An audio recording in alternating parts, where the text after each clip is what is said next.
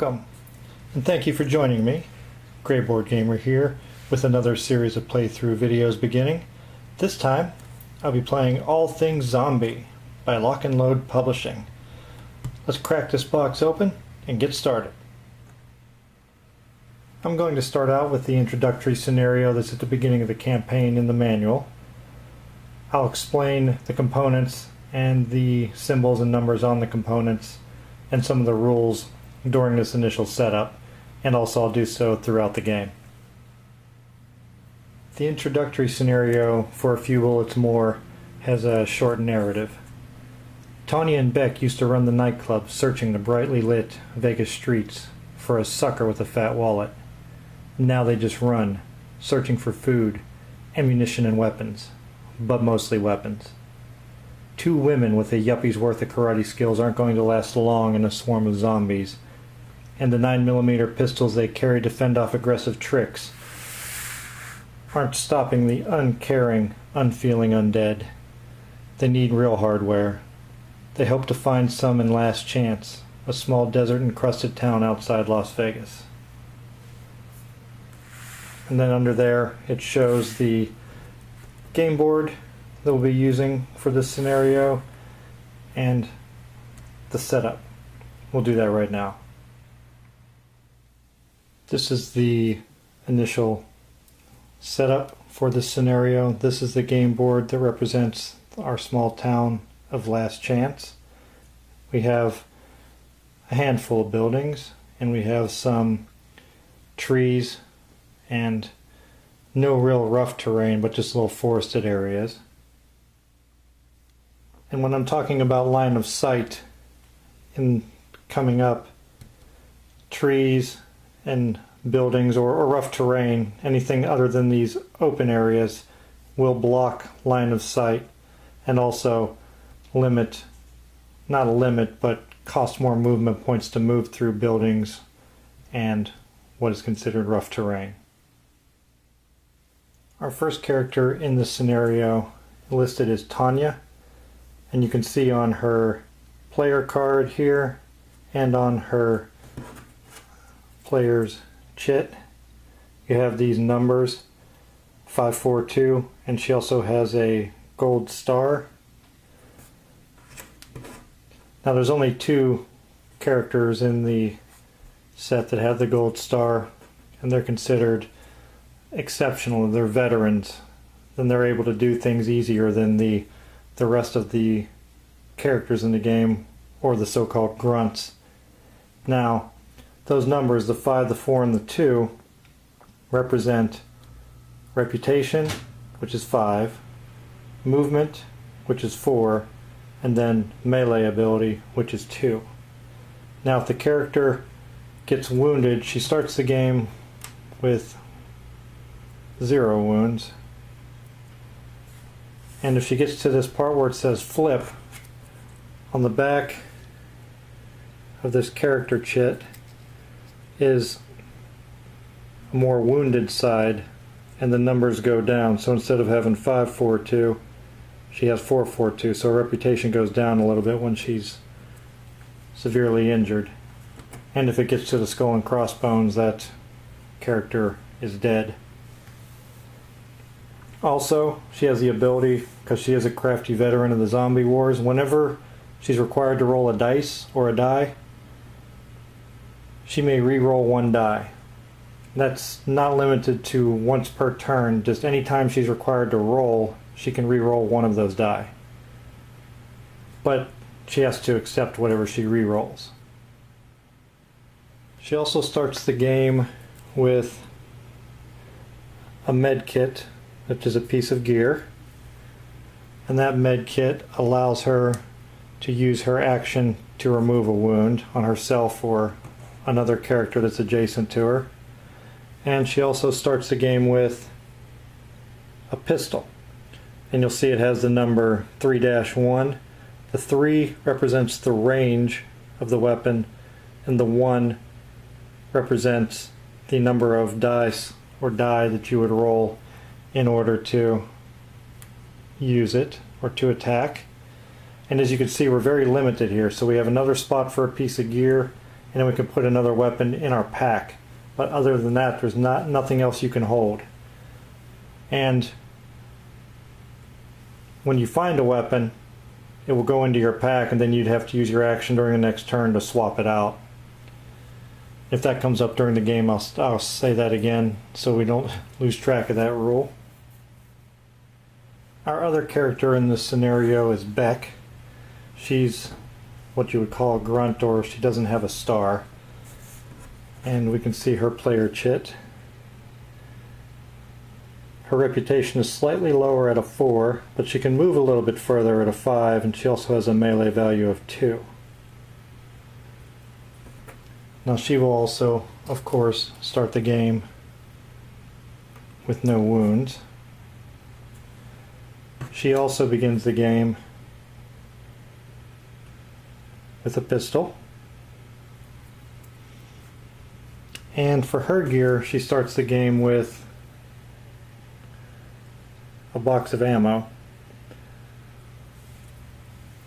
The ammo will allow her to, if the pistol or any weapon she has becomes empty, or on the other side OOA, which means out of ammunition, she can use the ammunition to flip it back over to make it available for use again.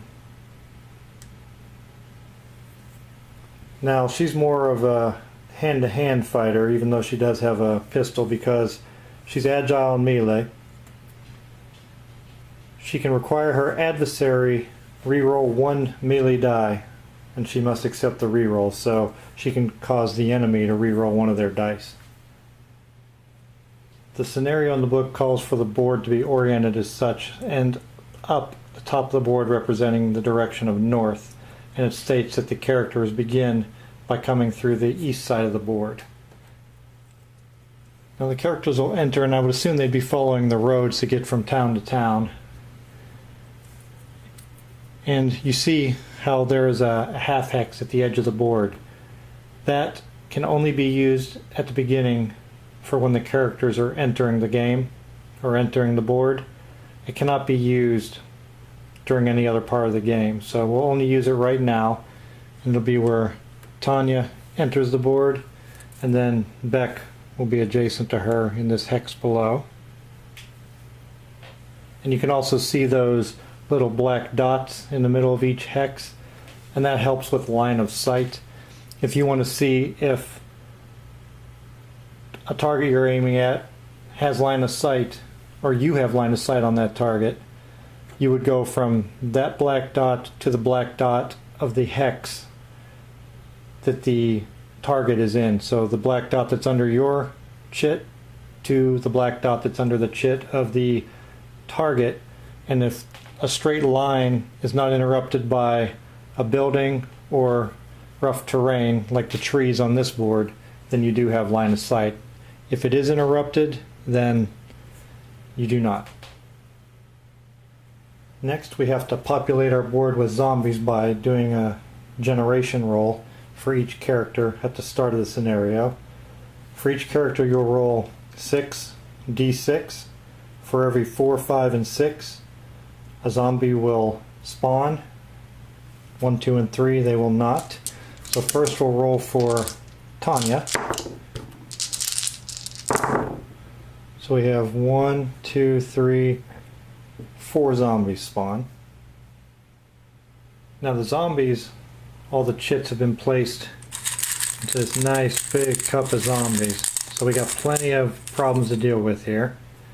And we'll draw our first one, and I'll show you how the spawning process works. And we'll see our zombie here. And he has a 2. Now this number in the corner represents which direction they spawn in, and they'll spawn 6 hexes away in that direction. Now this one won't work because that would put him to the right. You see that thicker part of the hex would be the direction you'd spawn him in, and that would put him off the edge of the board. So I'm going to draw a different one. See if we can get a result that'll put him on the board. That one didn't work either. That's no good. Not doing real. Okay, so this one will. Now we got our zombie here. It's a 6, which is this quadrant. Not quadrant. It wouldn't be a quadrant. There's 6 of them. It'd be this part of the hex going up towards the upper left. And I'll show you what that looks like on the board. Now here with Tanya, she comes in on the half hex, so it would be this part of the hex going in that direction. So 6 spaces, or 6 hexes from her, which would be 1, 2, 3, 4, 5, and then the 6th one would be a half hex, which we can't use, so the zombie will spawn starting there. And now we'll go ahead and spawn the rest of the zombies, the remaining 3, for Tanya.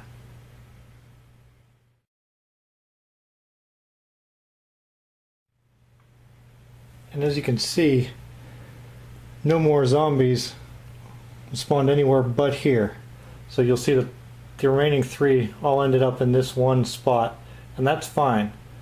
In all things zombie, there is no limit to how many zombies can be stacked in a hex. Now, the player characters cannot share a hex together. They can move through a hex with a player character, but they cannot end their move in the same hex together, only adjacent. Now the zombies can share hexes, move through hexes with each other, and so forth. Next, we need to spawn the zombies for Beck. As with Tanya, Beck will roll 66, and anything that's a 4, 5, or a 6, and we got lucky with her, only 2 zombies spawned.